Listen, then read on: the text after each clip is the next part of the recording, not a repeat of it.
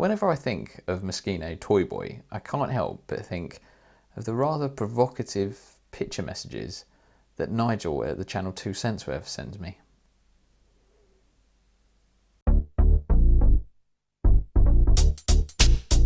Word to your mother, my name's Steve, this channel is Frags2Witches. Thank you for tuning in.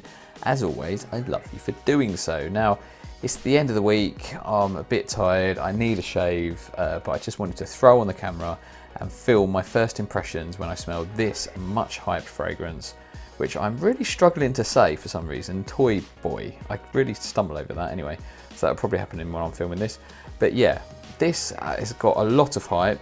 Before I get into that, shout out to Barry Big Pockets at the channel Scentualise for sending me this sample.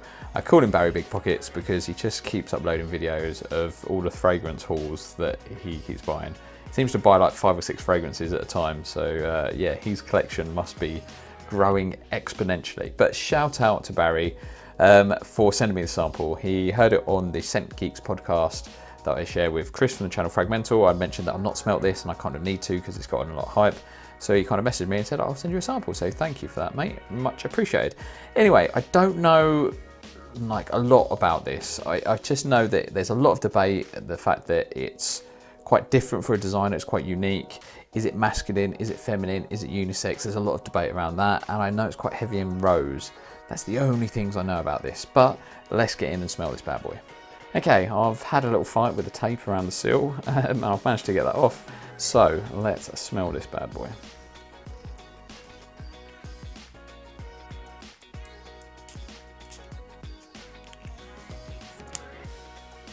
Just give that a little wave.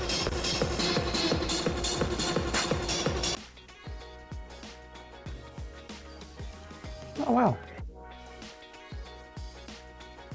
Okay.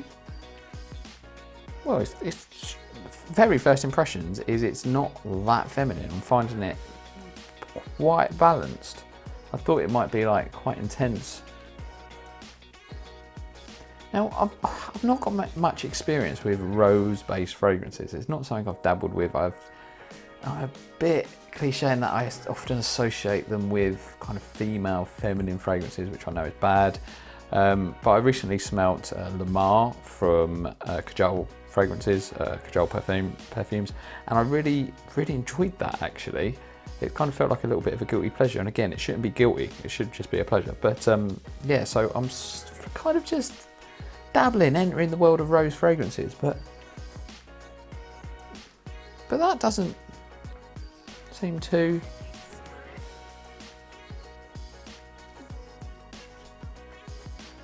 Okay, it's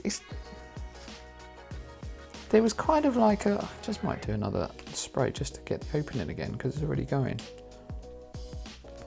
So there was something a bit more beef to it in the opening, kind of almost sort of not chocolatey, what is it, like leather, like to give it a bit of a manly kind of edge in the opening, but now in the, as it's sort of just drying down, it's getting more like a bouquet, like the rose is coming through a bit stronger. So it's now settling down, it's getting a little bit more powdery, right? Yeah. But, so yeah, the rose is coming through a bit more and it's getting a little bit more like powdery, kind of floral rose. But I like it. I'm surprised. I thought I wouldn't. I thought I would kind of hate it. Now, would I wear it? Would I rather my wife wore it? Does it matter? Who cares? I don't know.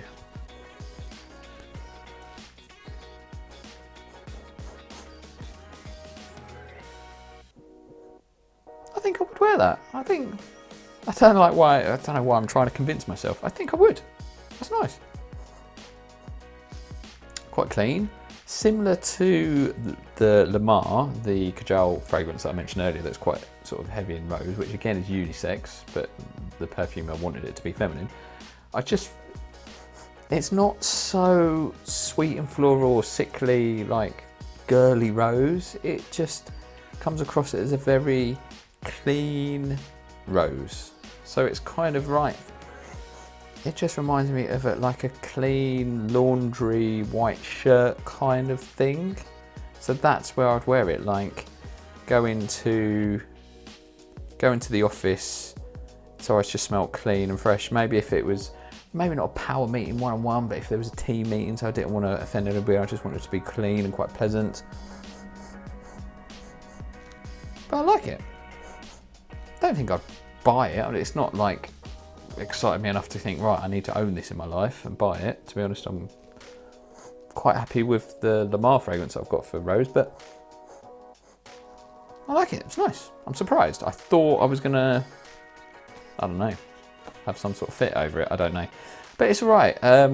It's not that weird and wonderful. That's all I would say. Don't kind of let it throw you, and don't kind of the hype kind of throw you and think, oh, it's gonna be a bit weird, and I'm not gonna try that. So I'd say try it.